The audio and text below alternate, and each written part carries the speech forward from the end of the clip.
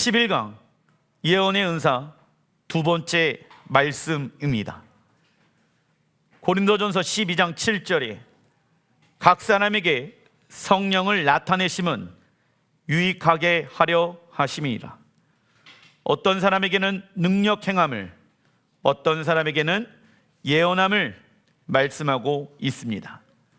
예언의 히브리 원어를 보니까 느부아, 이는 하나님의 말씀이 우리의 입술을 통하여 흘러나오는 것을 말합니다. 그래서 여러분들이 자녀들에게, 여러분들이 믿음이 없는 가족들에게, 또 함께 일하고 있는 동료들에게 여러분들은 충분히 예언자의 역할을 감당할 수 있다.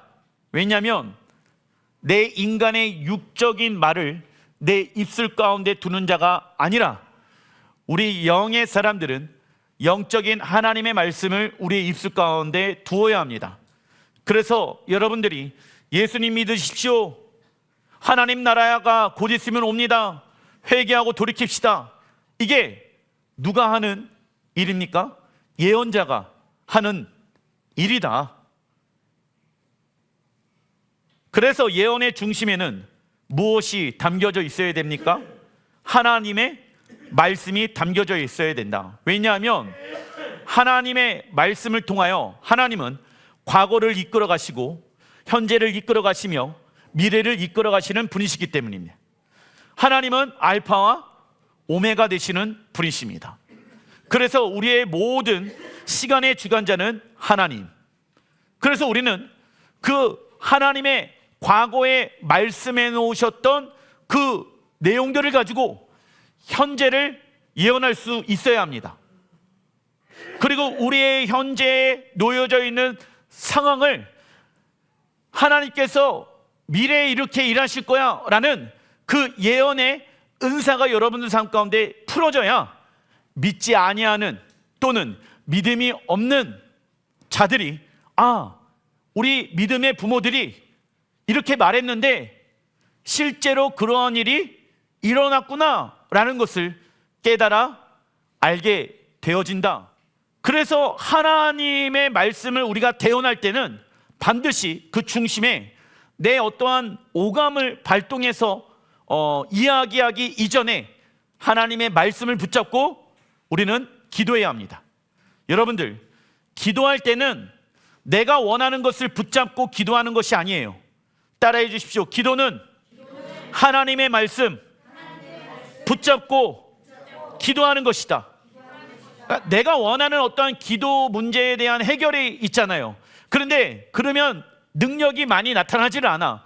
그러나 기도는요, 하나님의 말씀을 붙잡고 기도하는 거예요.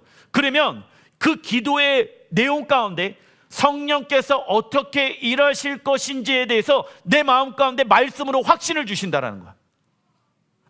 하나님이 이렇게 일하시겠구나. 그런데 그 말을 기도 제목이 있는 사람에게 이야기해 줍니다. 당신의 문제를 하나님이 이렇게 해결하실 것입니다.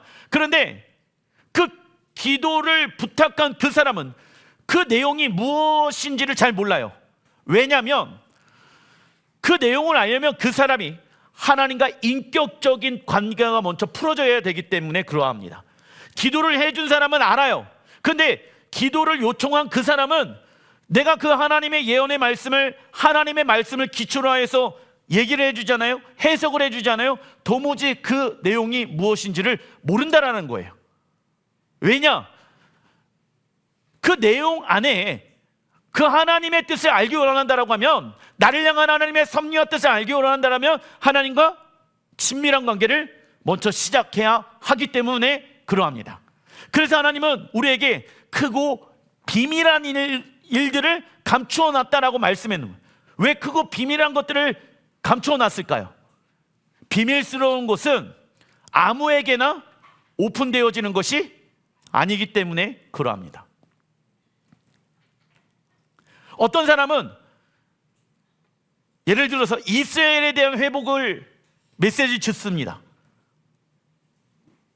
그때 하나님께서 깨닫게 하셔서 그 말씀에 대한 지혜와 계시가 막 풀어지기 시작합니다. 근데 어떤 사람에게는 그게 제한되어져 있어요. 그 이유는 단 한 가지. 그가 지금 하나님께 초점을 맞추고 있는가?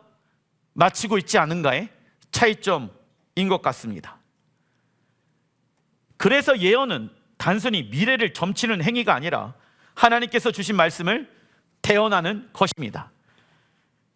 선지자의 히브리 원어는 나비이며 사람의 지혜나 감정을 전달하는 것이 아니라 하나님의 영이신 성령에 의해 감동을 받아 하나님의 말씀을 선포하는 자가 되어야 한다. 예언의 말씀을 구성하는 세 가지 요소가 있습니다. 첫째, 하나님께로부터 받은 계시. 이 하나님께로부터 받은 계시가 무엇이냐? 정보입니다. 그 정보를 받았다라고 하면은 보통 이 정보는 무엇을 통해서 오게 되어지냐? 꿈과 환상과 감동과 어떠한 인식함을 통해서 오게 되어집니다. 예를 들어서 예전에는 숫자 안에 담겨져 있는 히브리 원어의 뜻을 알지 못했습니다. 그런데 운전하고 가다 보니까 내 앞차의 숫자가 예를 들어서 이번 달은 9월 달이죠? 9991이야. 하나님께서 이 단어를 나에게 보여주신 이유가 있다 없다? 있다. 운전하다 보니까는 그 키로수가 적혀져 있는 키로수의 숫자가 예를 들어서 14만 4천 명이다. 하나님이 나에게 말씀하시고자 하는 일이 뜻이 있다. 예전에는 그냥 지나쳤어요. 안 돼요. 왜? 하나님은 우리와 함께 동행하고 계십니다. 그러면 예배 때만 그분은 우리와 동행하시는 것이 아니라 지금 우리가 운전할 때나 밥을 먹을 때나 누구를 만날 때나 무엇을 사러 갈 때나 그분은 우리와 무엇하고 계신다? 함께 동행하고 계셔요. 그러면 하나님께서 말씀하실까요? 안 하실까요? 하시겠죠. 무엇을 통해? 환경을 통해, 내 직감을 통해, 내 영감을 통해, 또 숫자와 이런 것을 통해서 하나님은 계속 하나님의 신비로운 일들을 우리에게 말씀하고 계신다. 왜? 신비는 아무에게나 풀어지는 것이 아니기 때문입니다. 그래서 여러분들 모든 상황 가운데 하나님이 내게 말씀하신다라고 하면은 여러분들 신앙생활이 지루할까요? 지루하지 않을까요? 지루할 수가 없어. 왜? 그분에 의해 음성 듣고 보고 느끼고 살아가고 있기 때문입니다. 이 영적인 감각을 키워나가야 한다. 그리고 이 정보를 둘째, 하나님께로부터 받은 정보를 해석할 줄 알아야 됩니다. 해석은 무엇을 말하냐? 깨달음. 정보가 왔어요. 그러면 알아야 돼. 깨달아야 돼. 그래서 원어도 공부를 해야 돼. 왜? 숫자를 통해서 하나님 내게 말씀하시니까 깨달아 알아야 될 거 아니겠습니까? 세 번째, 하나님께로부터 받은 계시와 해석을 어떻게 무엇하며 살아갈 것인가에 대한 깨달음이 있어야 됩니까? 적용입니다. 정보, 하나님이 환경을 통해 사람들을 통해 우리에게 어떠한 메시지를 정보를 주시죠? 그거를 깨달을 줄 알아야 된다. 여기까지 오는 것도 굉장히 영적으로 높은 차원의 수준의 사람이에요. 그런데 더 높은 차원의 사람은 그 깨달은 것을 무엇한다? 적용하기 시작한다. 인도에 하나님께서 어떠한 예수를 믿는 작은 어린 소녀에게 인도의 부흥을 위해 기도하라 말씀하신 거예요. 그런데 이 작은 아이가 할 수 있는 것이 기도 외에는 없었습니다. 그래서 하나님, 이 마을에 이 인도에 부흥을 주시옵소서. 그런데 어떠한 일이 일어나냐면 실제 하나님의 부흥이 그 지역에 임하게 되어집니다. 그런데 이 아이가 할 수 있었던 것은 무엇이냐면 그런 부흥이 일어나는 환상과 계시를 봤어요. 깨달았어요. 그럼 뭐 해야 되니까? 기도하기로 적용해야 된다.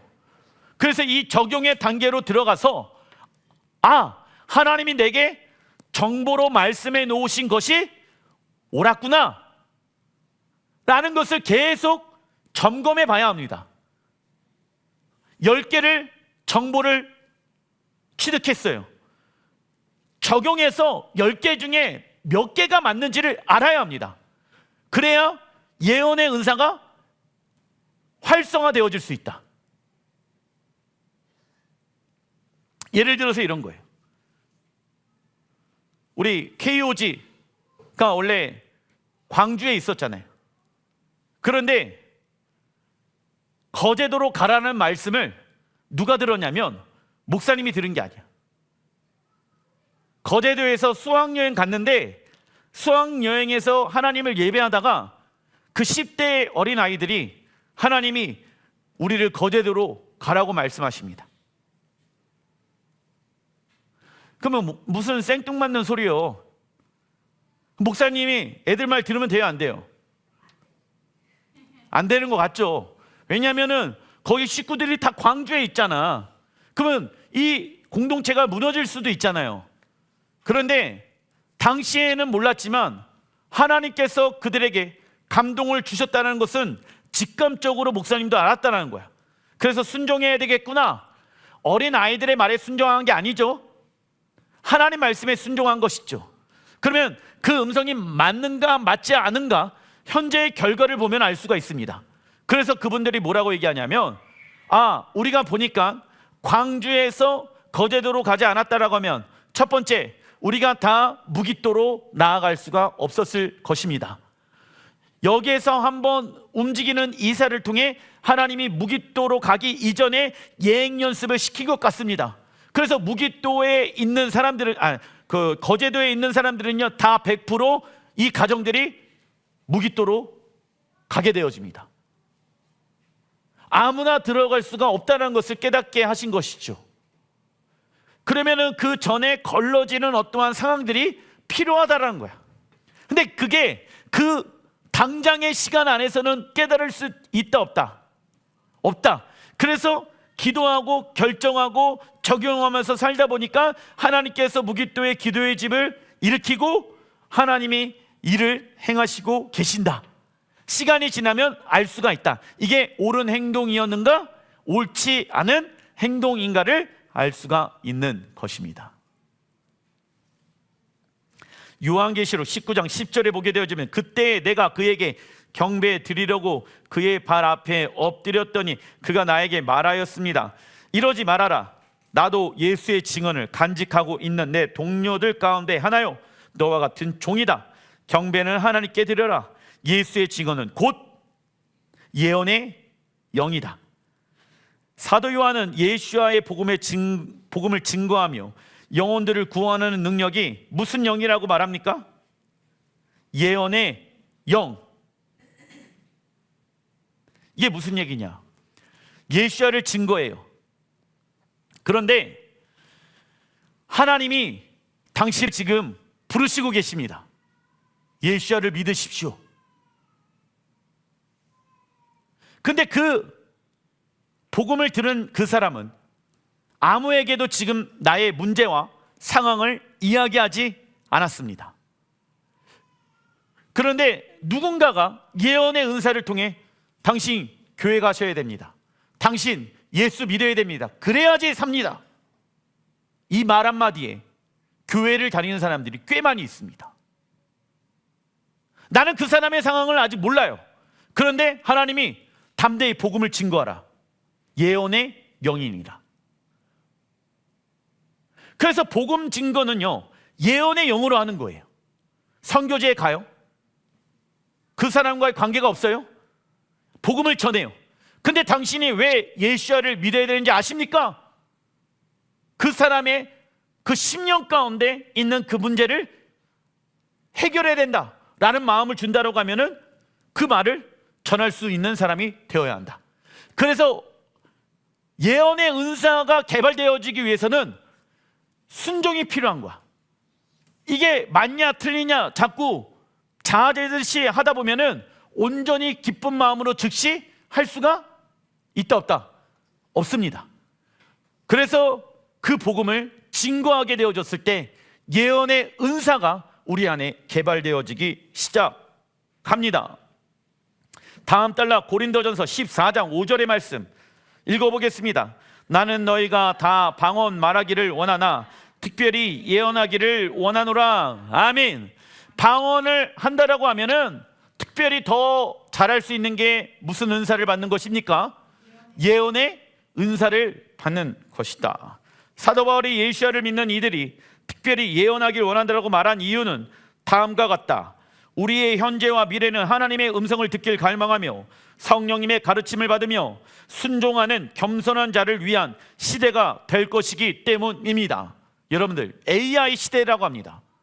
사람 대신 로봇이, 컴퓨터가 그 일을 대체한다라고 합니다. 그러면서 세상은요, 지금은 AI 시대입니다 라고 얘기하지만 아니죠. 시간이 지나면 지날수록 영의 시대가 오게 되어질 것입니다. 영의 사람들에 의해 이 육체의 세상은 다스림을 받게 되어질 것입니다. 믿으십니까? 그래서 우리 아이들이 어떻게 하면 빠르게 변화되어져 가고 있는 이 AI 시대에 발을 맞춰서 가는 것이 아니라 더 영적으로 깨어있는 사람이 되어야 할 줄 믿습니다. 그러면 하나님께서 이 시대보다 훨씬 더 앞서서 우리 아이들에게 당신의 비전과 꿈과 환상과 계시를 내려주실 것입니다. 그래서 우리는 예언의 은사를 통해 교회의 공동체 덕을 세우며 권면하며 위로해야 한다. 그러나 예언의 은사를 받은 이가 하나님의 말씀으로 다듬어지지 아니하고 교회 공동체의 잘못된 예언 사역을 인해 갈등과 충돌을 일으킨다라고 하면 하나님은 그 사람에게 예언의 은사를 거두어 가실 것입니다. 이게 무슨 얘기냐? 예언의 은사를 받은 사람들이 공동체 안에 예언을 합니다. 그런데 10번 중에 한두 번은 맞는 게 문제야. 그러니까 이 사람은 8번, 7번은 틀렸더라도 하나님이 나중에 훗날에 일하실 거야 이러면서 이 한두 번 맞은 걸 가지고 공동체에서 나의 은사를 인정을 안 해준다 라고 얘기하면서 어떠한 독립적인 기도 모임을 따로 만든다라고 하면은 그 예언의 은사는 점점점 줄어들게 되어진다. 그래서 그 사람이 올바른 예언 사역을 하고 있는가 아닌가를 보려면 그 사람이 그 교회 공동체에서 어떻게 신앙생활을 하고 있는지를 보면 알 수가 있다. 근데 그런 사람들의 대부분 다듬어지지 않아서 공동체에서 인정받지 못해서 누구만 잘났다, 나만 잘났다 라고 생각하면서 독립적으로 신앙생활하는 사람들이 많이 있더라. 좀 이따 얘기하겠지만은 그러한 사람들의 다듬어지지 아니하는 그 예언의 은사를 받은 그 사람들의 공통적인 특징이 뭔지 아세요? 2글자, 고집. 고집이 세요. 그런데 실제 예언의 은사를 받은 사람들은요, 유동성이 있습니다. 왜냐? 내가 해석하지 못하는 영역도 있다 없다. 하나님이 감추어둔 영역이에요. 그래서 하나님이 여실 때까지는 다니엘이 이 환상과 계시를 보게 되어졌을 때 뭐라고 말씀하십니까? 다니엘아, 이 인을 떼지 말아라. 왜? 이 일들은 미래에 일어날 일이야. 네가 이것을 해석하려고 하지 마. 미래에 너와 같이 예언의 은사를 받은 사람들이 그 말씀들을 풀어낼 것이다. 그래서 이 인이 요한계시록에 보게 되어지면 풀어지게 되어지죠. 이런 거예요. 질서 안에 들어가는 거야. 그래야 건강하게 그 사람이 교회의 덕을 세우고 영혼들을 세우면서 이러한 것들이 예언의 은사를 통해 올바르게 활용되어질 수 있는 것입니다. 그리고 예언적 영감은 어떻게 오나요? 하나님은 우리의 신체적 느낌을 통해 말씀하실 때가 있다. 우리의 신체는 무엇으로 이루어졌습니까? 오감, 시각, 청각, 촉각, 미각, 후각으로 이루어져 있습니다. 우리는 하나님의 영적인 것들을 그래서 시각, 볼 수 있어야 하며 마음이 정결한 자들은 주를 보리라. 할렐루야. 그러니까 영적인 것들을 눈으로 볼 수 있다 없다? 있다. 두 번째는 하나님의 음성을 우리의 귀로 들을 수 있다 없다? 이거는 충분히 여러분들에게 말씀을 전했습니다. 그리고 하나님의 영적인 향기를 우리가 맡을 수 있다 없다? 성경에 보게 되면 너는 그리스도의 향기니라. 세상 가운데 우리가 예수를 믿는 사람으로 그 향기를 낼 수 있다 없다? 있어요. 그러면 세상 이들은 우리 안에 있는 그리스도의 향기를 맡게 되어질 것입니다. 그리고 하나님의 영적인 것들을 우리는 무엇할 수 있을까요? 만질 수 있다. 이게 무슨 얘기냐면 예수께서도 손을 얹은즉 나음을 얻었느니라. 할렐루야. 그러니까 우리가 만질 수 있어요. 하나님의 영광의 손이, 예수의 피 묻은 손이 나의 손을 통하여서 그 사람에게 안수하게 되어졌을 때 그 사람이 치유가 되어지는 거예요. 제가 특별한 것을 경험할 때가 있었습니다.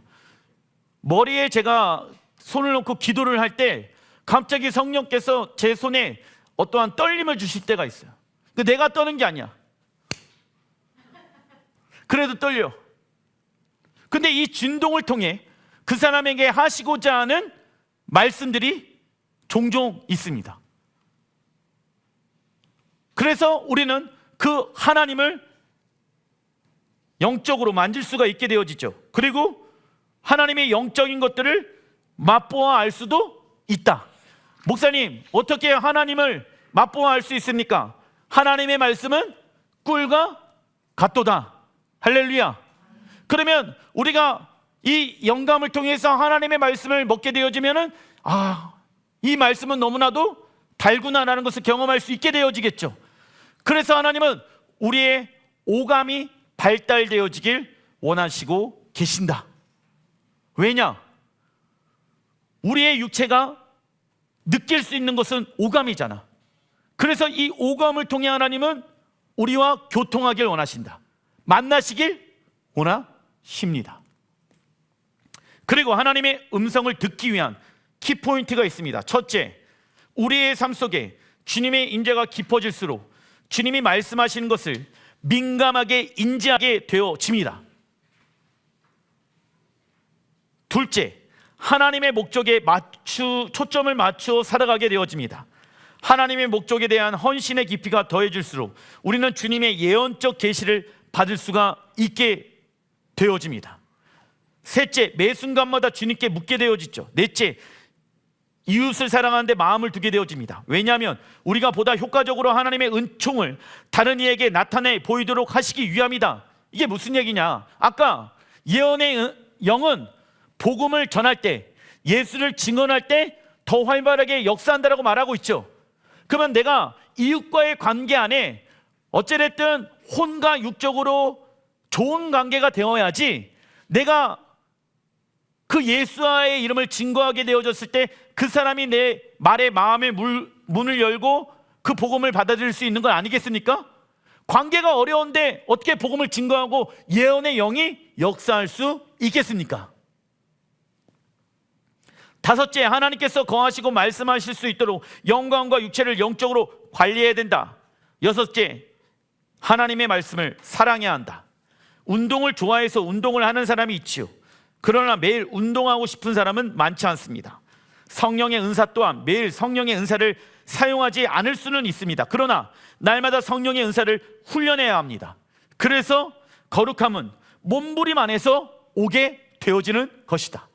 길 가다가 갑자기 임하는 것이 아니라 거룩한 몸부림이 내 안에 있어야지 그 성령께서 은사를 우리에게 주시게 되어진다.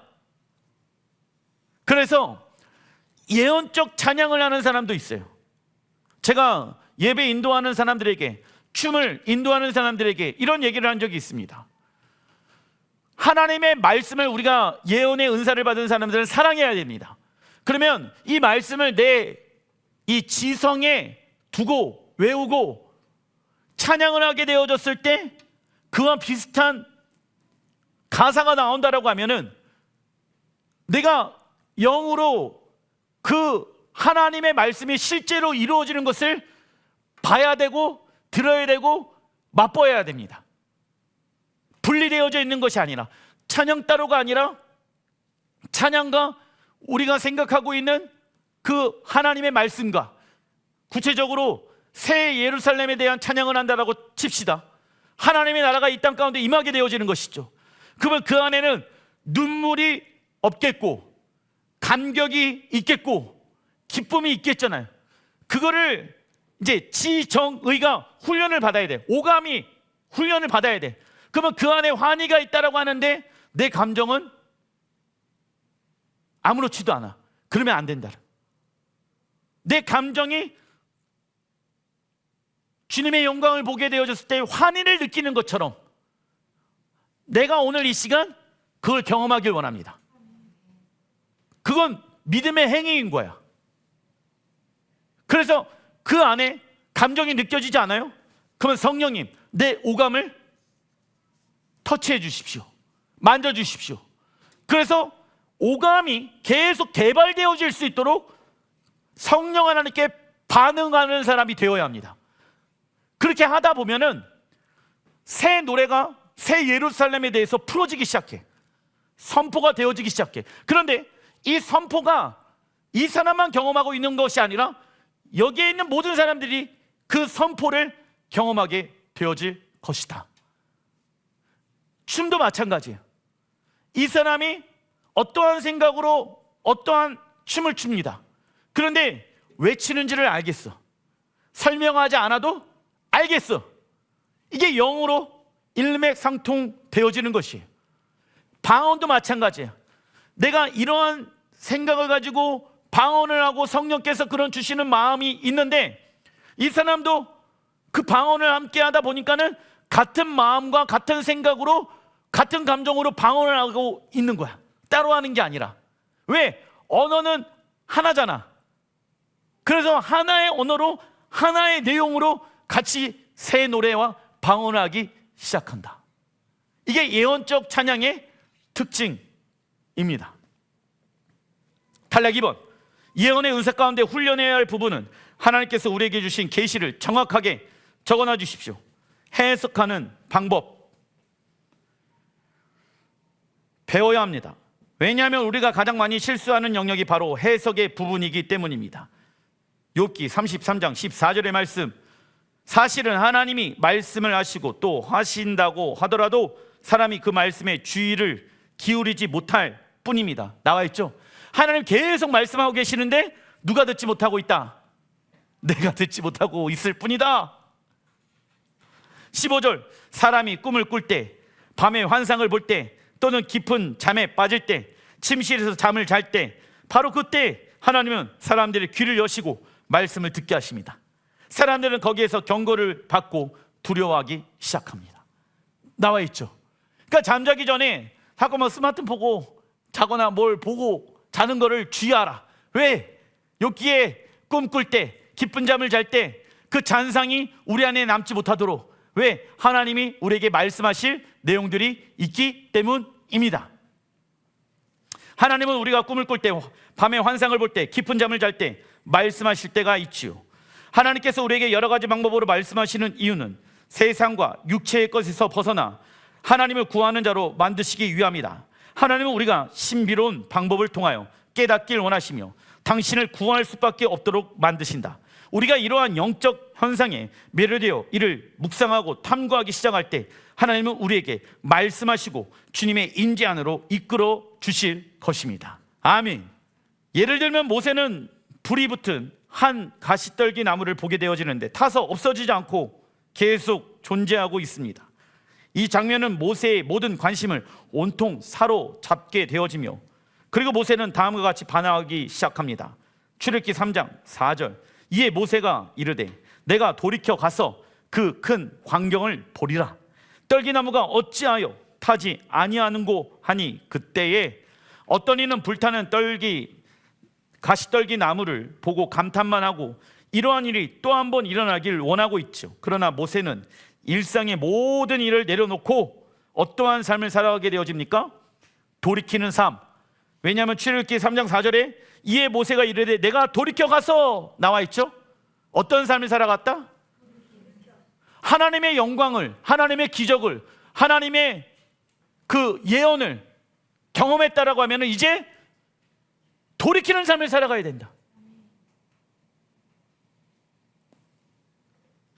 이때 하나님께서 모세에게 말씀하십니다. 출애굽기 3장 5절에 여호와께서 그가 보려고 돌이켜 오는 것을 보신지라 나와 있죠. 그가 돌이켜 돌아오고 있는 것을 보셨다. 할렐루야. 이게 하나님의 입장에서는 중요한 거야. 불타는 떨기나무가 중요한 게 아니라 하나님 보시기에 중요한 것은 무엇이다? 모세가 그 하나님의 기적을 보고 난 이후에 돌이켜 돌아오는 것을 보고 있다는 것이 중요하다는 것입니다. 근데 많은 사람들은 기적을 경험하길 원해요. 그런데 기적 경험하고 나서 끝! 이런 사람들이 있어. 그러면 안 됩니다. 기적을 행하게 하신 이유는 그 기적 가운데만 머물러 있지 말고 하나님의 말씀으로 돌이켜라. 그게 뭡니까? 히브리 언어로 테슈바. 하나님의 말씀으로 너의 모든 삶을 돌이켜라. 그리하면 내가 계속해서 너에게 이 기적을, 더 큰 기적을 나타내리라. 예수님께서도 제자들에게 너희들이 나보다 더 큰 기적을 행하리라 말씀하시잖아요. 이와 동일한 메시지인 것입니다. 그래서 참된 예언은 영혼들에게 하나님의 말씀으로 돌이키는 회개와 하나님의 뜻을 예언합니다. 그러나 거짓 예언이 있지요. 디모데후서 4장 3절에 때가 이르니 사람이 바른 교훈을 받지 아니하며 귀가 가려워서 자기의 사욕을 따를 스승을 많이 두라 말씀합니다. 교회의 덕을 세워나가는 신앙이 아닌 자기의 의를 세우려고 하는 자는 바른 교훈을 듣지 않는다. 그리고 자기의 혼을 채우기 위해 많은 스승을 두기 시작합니다. 그래서 사람의 마음과 귀를 즐겁게 하는 말과 사람의 감정적인 위로만 주는 말은 하나님의 경고를 감추게 만들며 본질을 흐리게 한다. 무슨 얘기냐? 하나님 말씀하셔요. 너 그렇게 계속 살면 하나님의 심판이 온다. 그런데 이 메시지를 전할 때 심판의 메시지가 주된 메시지가 돼서는 안 됩니다. 왜냐? 선지자들의 공통적인 특징은 심판을 전하지만 그 끝에는 무엇이 있을까요? 희망이 있고 소망이 있어. 사랑이 있어. 하나님은 사랑이십니다. 심판은 돌이키기 위함인 거야. 새로운 날의 시작을 주시기 위함인 거예요. 그런데 지금 돌이키지 아니하니까 잠시 잠깐은 하나님의 무엇이 임한다? 심판이 임하지만 이 심판이 끝이 아니야.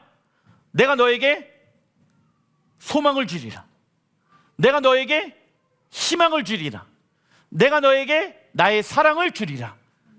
회복의 메시지가 집중이 되어야 하는 것입니다. 그러면 여러분들이 담대하게 그 사람에게 하나님의 말씀을 증거할 수 있어야 된다. 목사님, 제가 이 이야기하면 심판에 대해서 이야기하면 별로 좋아하지 않을 것 같은데요, 관계가 깨어질 것 같은데요. 그럼에도 불구하고 여러분들이 하셔야 됩니다. 왜? 그래야 그가 심판을 경험하게 되어졌을 때 깨달아서 누구에게로 돌아온다? 하나님께로 돌아온다. 그런데 전하는 자가 없는데 어찌 회개하고 돌이킬 수 있겠습니까? 그죠? 그래서 기도하는 사람에게 먼저 하나님은 어떠한 사인들을 주실 거야. 가족들에게 대한 어떠한 사인들을 먼저 주실 거야. 그거를 캐치해서 말씀을 연구해 갖고 그 말씀을 전하는 사람이 되어야 돼. 내 말을 전하는 사람이 아니라 누구의 말씀을? 하나님의 말씀. 왜냐하면 예언의 중심에는 하나님의 말씀을 키포인트로 두어야 한다고. 그리고 그가 그 말씀으로 돌이키지 않아서 하나님의 어떠한 진노의 심판 가운데 있다라고 하면은 왜 이런 일이 나에게 일어날까라고 생각하지 않겠습니까? 그때 여러분들이 예언의 은사를 통해 내가 몇 달 전에, 몇 년 전에 얘기하지 않았냐? 당신이 듣지 않은 거다. 지금도 듣지 않았습니다. 그래서 미리 다가올 일들에 대해서 여러분들이 영적으로 깨어있다라고 하면 하나님이 알려주실 것입니다.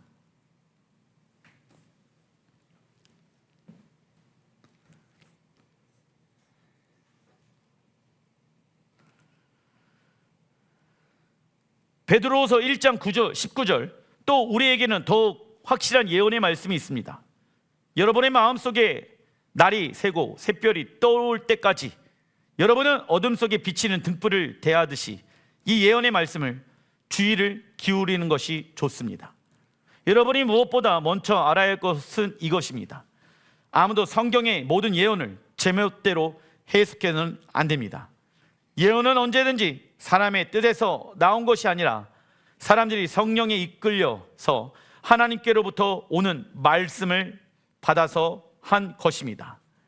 예언에 관한 모든 해석은 무엇을 통해 걸러내어야 합니까? 하나님 말씀. 그래서 예언의 은사 가운데 있는 사람은 하나님의 말씀을 사랑한다. 하나님의 말씀은 우리의 삶의 기초이자 예언의 기준선이다. 예언의 은사를 받은 이가 어느 개인에게 예언적 계시를 전달해 줄 경우에 그 계시를 뒷받침할 만한 성경 구절을 함께 계시해야 한다. 그런데 예언의 은사를 받았다는 이가 하나님의 말씀에 대해서는 모르겠고 자신은 성령의 감동에 의해서만 말한다라고 하면 우린 그 사람의 말을 듣지 말아야 합니다. 왜냐하면 올바른 예언의 은사를 받은 사람은 하나님의 말씀을 무엇합니까?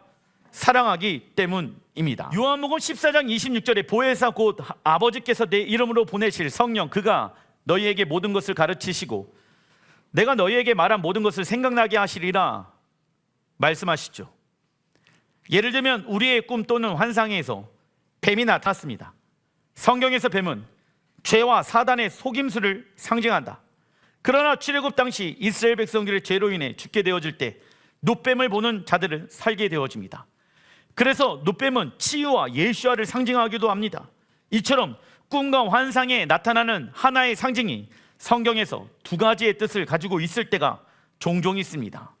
이때 우리가 알고 있는 해석 체제를 따르는 것이 아니라 반드시 성령 하나님께 여쭤보아 해답을 얻어야 합니다.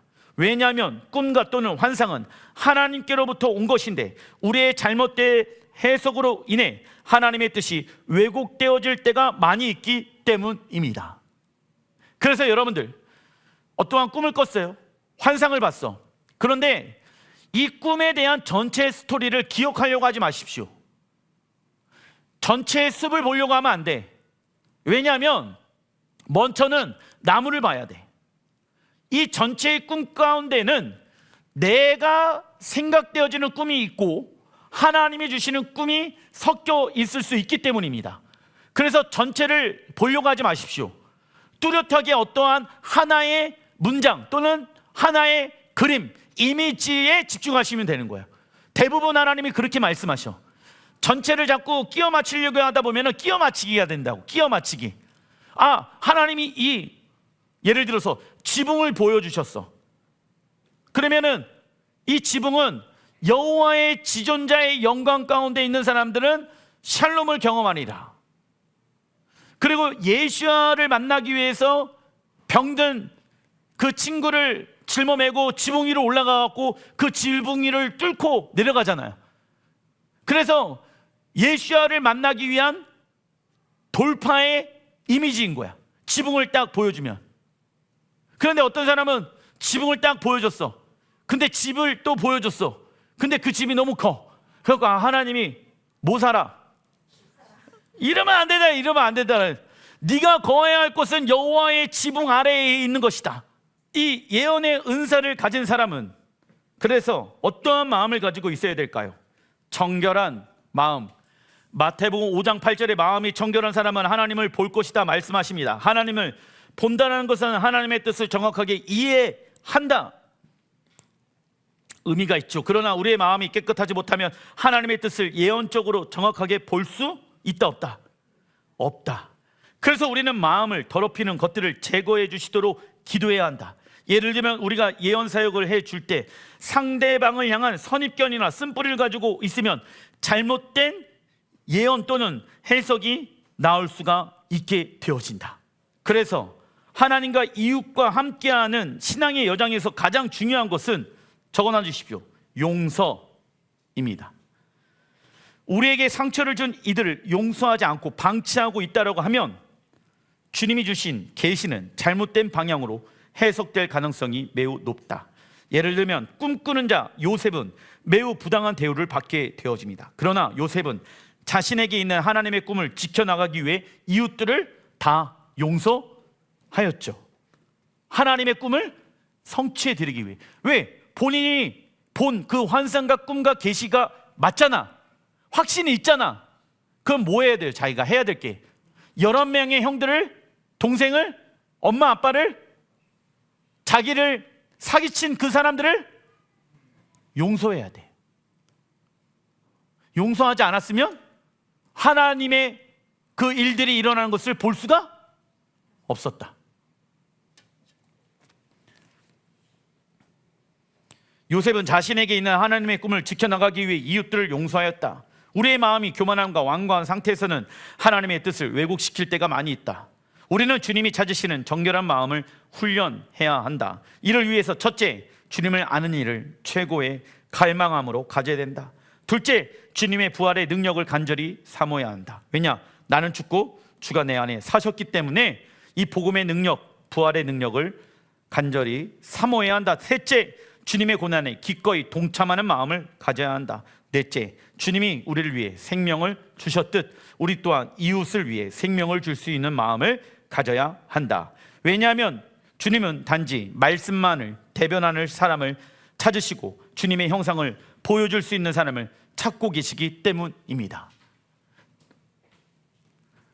우리가 그 말씀대로 순종하며 살아가야지 우리의 메시지만 예언의 은사로 풀어지는 것이 아니라 우리의 삶이 하나님의 성취의 말씀으로, 예수님께서 하나님의 말씀을 다 이루신 것처럼 우리가 우리의 삶을 통해서 하나님의 말씀을 성취하는 자가 되어야 하는 것이죠. 그래서 우리는 사람을 무엇으로 판단하지 말아야 할까요? 겉으로 드러난 모습.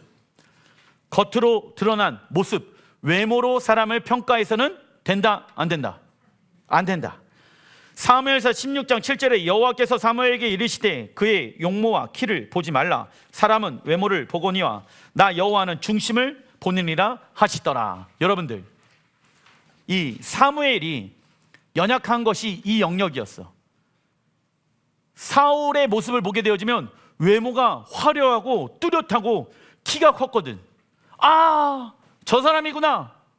그런데 다윗을 보았을 때는 한눈에 알아보지 못했어요. 동일해요. 우리가 눈으로 딱 봤었을 때 뭐 약간 지저분해 보이는 것처럼 보여. 약간 좀 뒤처져 있는 것처럼 보여. 이걸 보고 우리가 평가해서는 안 된다. 왜냐? 올바른 하나님의 예언이 나아갈 수가 없다. 선입견을 가지고 있으니까. 그리고 뭐 여자는 남자에 대한 어떤 선입견을 가지고 있으면 그 여자는 예언의 은사가 제대로 작동을 하기가 어려워지는 거예요. 남자도 마찬가지이겠죠. 외모로 사람을 판단하는 자는 하나님을 놓치게 되어진다. 세상 이들은 첫인상이 중요하다고 말합니다. 그러나 성경은 우리의 논리적 관점이나 첫인상으로 본 외모를 통해 하나님의 뜻을 분별하는 것은 어렵다라고 말하고 있습니다. 그래서 예언을 해석하는 능력은 하룻밤 사이에 되는 것이 아니다. 우리는 하나님을 전적으로 의지해야 하며 하나님을 더욱더 알아가야 합니다. 중간 2번 고린도전서 13장 3절에 내가 내게 있는 모든 것으로 구제하고 또 내 몸을 불사르게 내줄지라도 사랑이 없으면 내게 아무 유익이 없느니라. 예언의 은사는 하나님으로부터 온 메시지를 전달하는 일이다. 그래서 우리가 예언의 은사를 사용하거나 개발하기 위해서는 항상 무엇을 바탕으로 예언을 해야 할까요? 하나님의 사랑. 하나님의 사랑을 바탕으로 예언할 줄 알아야 합니다. 미운 마음이나 화가 나는 마음 가운데 예언하는 것을 멈춰야 됩니다. 내 마음에 하나님의 임재와 하나님의 사랑과 하나님의 샬롬이 있어야지 무엇 해야 됩니까?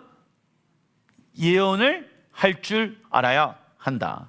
요한일서 4장 8절에 하나님은 사랑이십니다. 우리는 이 말씀을 반드시 기억해야 합니다. 하나님의 사랑은 남을 판단하는 일에 열을 올리지 않습니다. 누가 옳냐, 누가 틀리냐, 이거 중요하지 않습니다. 하나님의 사랑은 진리를 말하는 것을 두려워하지 않습니다.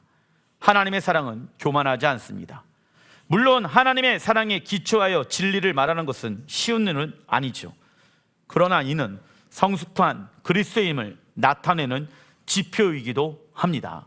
왜 이렇게 살아갑니까? 왜 자꾸 어려운 일을 적용하면서 살아가려고 노력합니까? 신랑 예수와의 신부로 단장하는 모습인 것입니다. 그래서 예언적 메시지의 끝은 무엇으로 마무리를 지어야 합니까? 소망, 절망으로, 심판으로, 죽음으로 이 메시지가, 예언의 메시지가 끝나서는 안 된다. 그 예언의 메시지의 끝은 무엇이 되어야 된다? 소망함이 있어야 돼. 그래서 누군가가 나를 위해서 예언 사역을 해주면서 기도를 해준다는데 그 기도의 끝에 소망이 있는지 없는지를 보셔야 됩니다. 무언가 해야 될 것들에 대해서 쭉 말씀하시고 나서 그게 회개이든 어떠한 개척이든 순종이든 그리고 나서 뭔가 소망에 대해 포커스가 맞춰서 예언 사역을 해야 한다. 소망의 뜻은 노끈입니다. 구약 성경을 보게 되어지면 하나님께서 이스라엘 백성들이 회개하고 돌이킨다라고 하면 언제든지 그들의 죄를 용서하시고 회복시켜 주셨습니다. 이것이 예언의 목적이다. 심판만을 외치는 것이 아니라 그 끝은 소망을 외쳐라.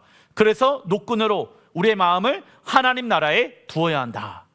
회개해야 된다. 돌이켜야 된다. 하나님의 나라가 이 땅에 완성되어진다. 그 하나님의 나라에 들어가는 것이 우리의 소망이다. 돈이 소망이 아니다. 친구가 소망이 아니다. 세상의 어두운 것들이 우리의 소망이 될 수 없다. 이사야 42장 3절에 상한 갈대를 꺾지 아니하며 꺼져가는 등불을 끄지 아니하고 진실로 정의를 시행할 것이며 말씀합니다. 상한 갈대를 꺾지 않는다는 것이란, 읽어보겠습니다. 하나님은 죄악된 삶을 살아온 이들에게 거칠게 대하지 않는다는 의미입니다. 꺼져가는 등불을 끄지 않는 것이란, 하나님을 처음 만났을 때에는 성령의 불로 타올랐지만 지금은 희미하게 남아있는 성령의 불씨를 꺼트리지 않는다라는 말입니다. 우리는 세상 이들이 얼마나 심각하게 타락했는지를 말해주는데 그쳐서는 안 된다. 우리는 그들에게 예수와께서 당신을 기다리고 계신다는 소망을 외쳐야 합니다. 그래서 모든 사역을 할 때는 항상 무엇이 있어야 됩니까? 겸손. 하나님은 상한 갈대를 꺾지 아니하십니다. 꺼져가는 등불을 끄지 아니하십니다. 하나님은 당신에게 소망이 되어지십니다. 당신은 할 수 있습니다. 십자가 안에서 당신을 새롭게 부활할 수 있습니다. 지금 눈에 보이는 것은 절망이지만 하나님이 당신을 새롭게 세우시길 원하십니다. 지금은 눈에 보이는 것에 잡히는 것이 없지만 하나님이 일하실 것입니다. 하나님은 상한 갈대를 꺾지 아니하십니다. 꺼져가는 등불을 끄지 아니하시는 분이십니다. 희망을 잃지 마십시오. 하나님을 붙잡으십시오. 이 말을 전달해야 돼. 그러려면 우리가 항상 주님 앞에 겸손한 자로 서 있어야 합니다. 교만한 자로 있으면 안 돼. 유다서 1장 11절에 화 있을진저 이 사람들이여 가인의 길에 행하였으며 싹을 위하여 발람의 어그러진 길을 몰려갔으며 고라의 배역을 따라 멸망을 받았도다 말씀합니다. 가인과 발람과 이 고라의 공통적인 특징은 무엇이냐? 고집입니다. 고집이란, 읽어보겠습니다. 하나님의 말씀의 방식이 이나 하나님이 세운 영적 리더십 안에 행하는 것이 아닌 자신만의 방식으로 행동하려는 욕구입니다. 우리가 하나님 앞에 고집 부릴 때가 있어요. 하나님의 말씀에 의해 살아가야 되는데, 하나님이 세운 리더십을 통하여서 내가 사역을 해야 되는데, 이렇게 하는 거는 나랑 안 맞아. 효율적이지 않은 것 같아. 이렇게 하는 게 맞고 저렇게 하는 게 맞는 것 같아. 고집스러운 마음은 무엇을 만드는지 아세요? 자, 가인이 하나님을 예배할 때는 이렇게 예배해야 된다 말씀하시죠. 그런데 가인은 싫은데요. 내가 원하는 대로 하고 싶은데요. 그러자 하나님이 그 예배를 받지 아니하시죠? 가인이 무엇을 느낍니까? 거절감을 느끼죠. 이 거절감을 느낀 결과 사망의 영이 역사하기 시작합니다. 그러니까 고집은요, 사망의 길로 우리를 인도하는 거예요.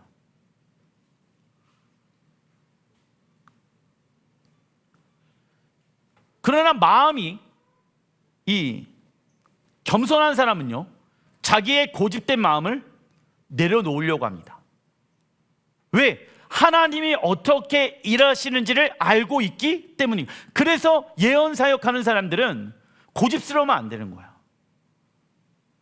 유동성 있게끔 성령께서 말씀하실 때 과감하게 그 말씀이 내 감정이랑 부딪히더라도 그 말을 전달할 수 있는 사람이 되어야 합니다. 그게 겸손한 자야. 가인은 하나님이 원하시는 예배의 방법을 거부하고 자신만의 예배의 방식을 선호하였다. 그 결과 자신의 예배가 하나님께 받아들이지 않았다라는 거절감으로 인해 분노하여 살인하게 되어집니다. 그러나 지혜로운 사람은 자신의 고집의 죄를 범하고 있음을 깨닫는 순간 죄를 중단하게 될 것입니다. 기도하겠습니다.